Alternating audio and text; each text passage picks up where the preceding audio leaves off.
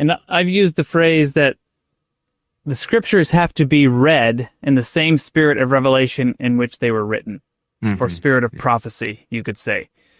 And that's a very individual thing, because the words themselves, like just the words without the spirit, they're not going to accomplish what the Lord has meant for them to accomplish in the individual.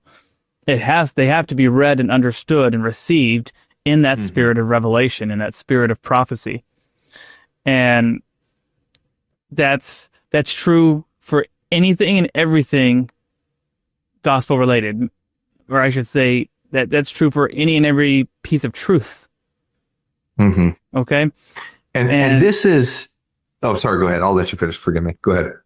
Yeah. So this is, we've been working on our outline for the next Temple Talk episode. We're going to start getting into ordinances. And there's a Brigham Young quote where that I've used, where he says, how does the Lord teach us? Like, what is revealed to men? What is given to men? What is revealed to men? And his answer is the ordinances. And that the ordinances, let me see what he says here. He says, the ordinances that the Lord Jesus Christ instituted, he said, this is the gospel, the plan of salvation that the Lord has given to us. The ordinances are. So when we read the scriptures, we're reading prophets that are teaching us doctrine and that is taken from the ordinances that they have received.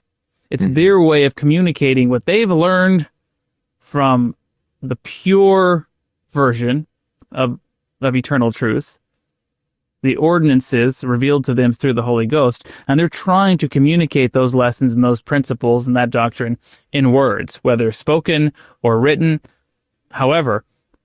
But it all comes down to the ordinances. So when you're seeking revelation and you're trying to understand doctrine or principles, or you're trying to have some kind of answer to a question that you've had, we seek the scriptures, yes, because that is a way to open up a pure line of connection with the Holy Ghost, that spirit of revelation.